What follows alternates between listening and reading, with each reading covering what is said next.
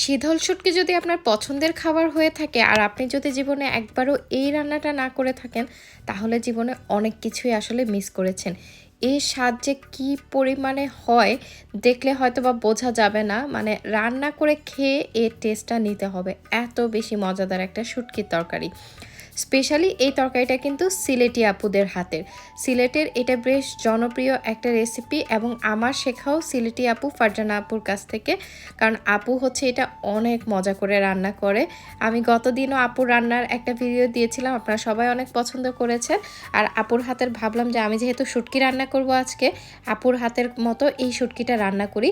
আর এটা কিন্তু সিলেটিদের বেশ জনপ্রিয়। কেউ কি বলতে পারবেন এটা কোন রেসিপিটা? হ্যাঁ, শুটকি শিরার কথাই আমি বলছি।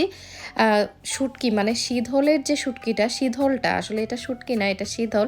শীধল দিয়ে রান্না করা হয় হচ্ছে এই শুটকি শিরাটা। আমার কাছে তো বেশ ভালো লাগে।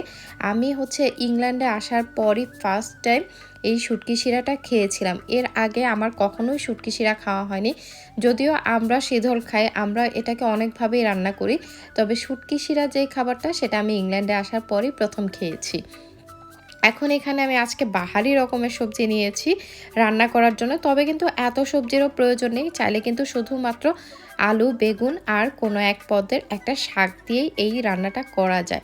তবে আমি এখানে আজকে নিয়েছি আলু, বেগুন, তারপরে বাটারনাট স্কোয়াশ যেটা কিনা আমাদের দেশের মিষ্টি কুমড়ার মতো।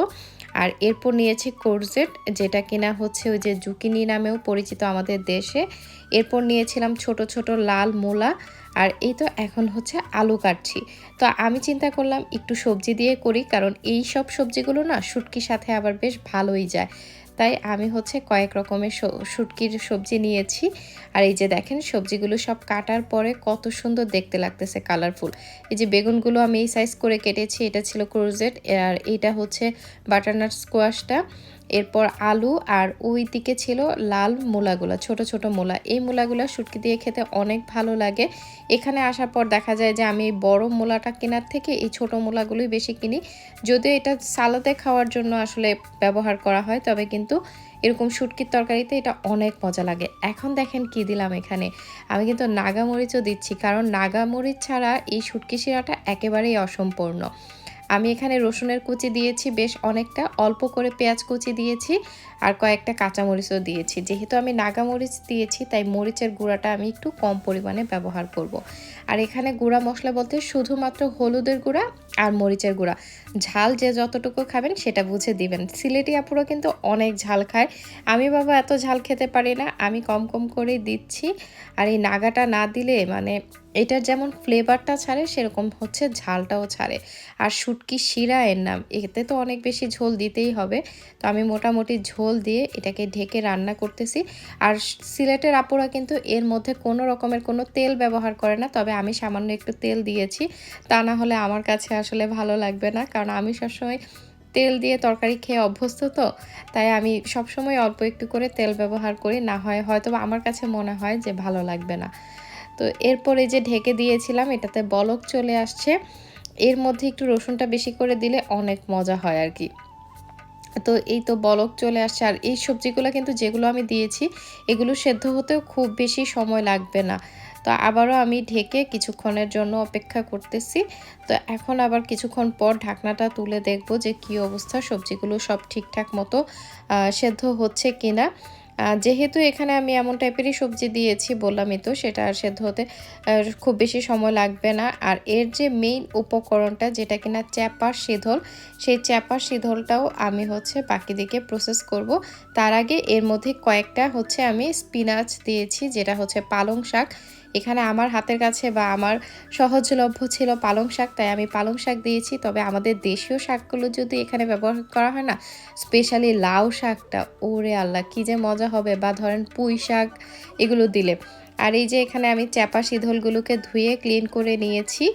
এইটাই হচ্ছে মেইন ইনগ্রেডিয়েন্টস এই রান্নার। তো এখানে আমি এটাকে একটু গরম পানি দিয়ে ভিজিয়ে রাখতেছি, যদি এর মধ্যে গলে যায় তো ভালো, আর না গললে হচ্ছে এটার একটা ভালো প্রসেসও আসছে, যেটা কিনা আমি ফারজানা আপুর কাছেই শিখেছি। এই রান্নাটা কিন্তু পুরোটাই আপু আমাকে হচ্ছে মানে আপুর কাছ থেকে দেখে শিখেছি, এবং আপুর কাছে আমি ফোনেও জিজ্ঞেস করেছিলাম যে আপু কিভাবে কি দিতে হয়।